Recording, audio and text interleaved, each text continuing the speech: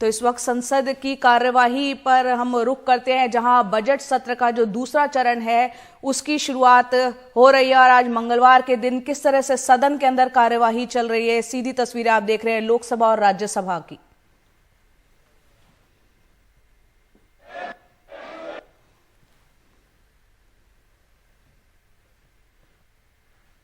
To lay the papers listed against his name at serial number 2E in today's revised list of business. Dr. Bhagwat Karad. Honorable Chairman Sir, with your kind permission, I rise to lay on the table of this House papers mentioned against my name in today's revised list of business. Dr. Bharti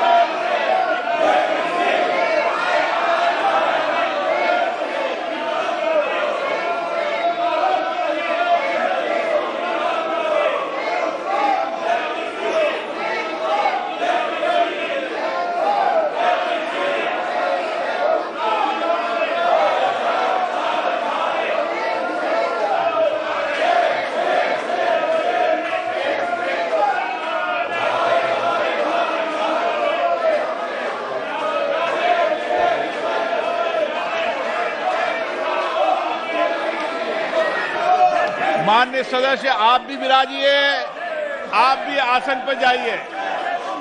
माननीय सदस्य, आप भी विराजिए, आप भी आसन पर जाइए।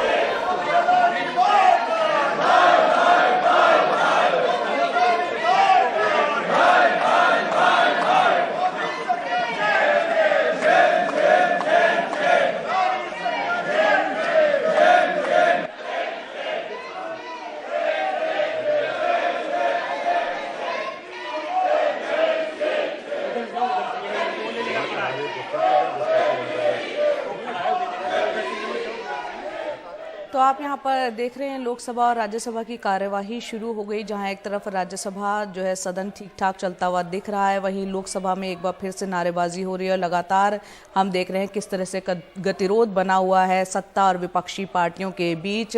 आज जो संसद की कार्यवाही शुरू होने से पहले संबित पात्रा जो बीजेपी के नेता हैं, उन्होंने क्या कुछ कहा वो सुनते हैं।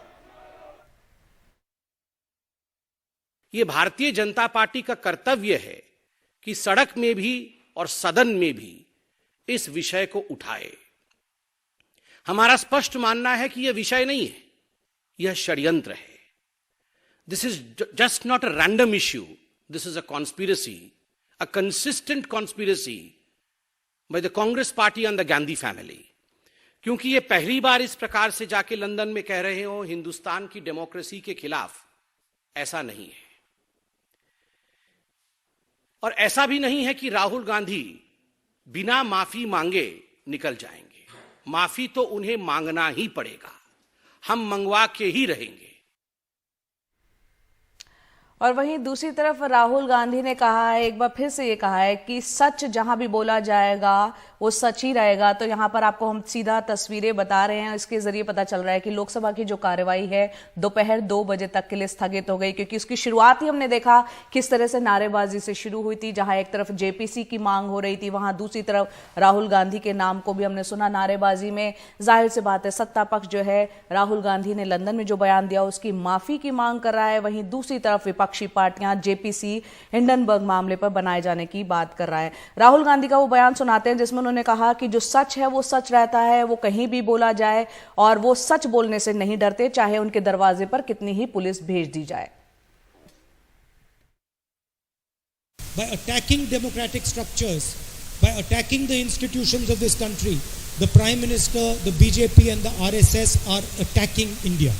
And there is no condition under which I will stop saying this. And it does not matter to me how much I am attacked, how many times the police is sent to my house, how many cases I have on me. It does not matter. I stand for the truth. That is the way I am. And the truth does not change depending on where you say it.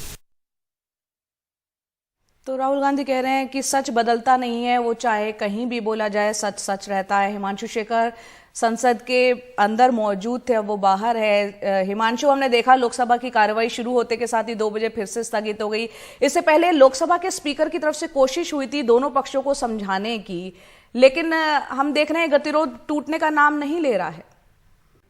जी, मैं ये कह रहा था कि आप पिछले आज 7वां दिन है संसद के बजट सत्र के दूसरे चरण का, और अगर लोकसभा स्पीकर की तरफ से जो कोशिश की गई उसको आप छोड़ दें तो इस गतिरोध को तोड़ने की, इस टकराव को तोड़ने की सत्ता पक्ष और विपक्ष के बीच कोई कोशिश नहीं हुई है। मुझे लगता है कोई सकारात्मक पहल, कोई बातचीत, गतिरोध को खत्म करने के लिए बीच का रास्ता निकालने की कोशिश, ऐसी कोई पहल सामने नहीं आई है अभी तक। और इससे ऐसा लगता है कि इस सत्र में जो बचे हुए करीब 2 हफ्ते हैं उसमें भी बहुत ज्यादा कामकाज हो पाएगा, इसकी संभावना नहीं है। कल कांग्रेस के एक वरिष्ठ नेता जो राहुल गांधी के करीबी माने जाते हैं, उन्होंने कहा कि हमें यह अंदेशा है कि ये सत्र जो है 1 हफ्ते पहले ही सरकार खत्म कर सकती है, क्योंकि इस महीने के अंत तक कर्नाटक में चुनाव को लेकर जो चुनाव आयोग है अब वो नोटिफिकेशन जारी कर सकता है और उसके बाद सबका ध्यान कर्नाटक पर होगा।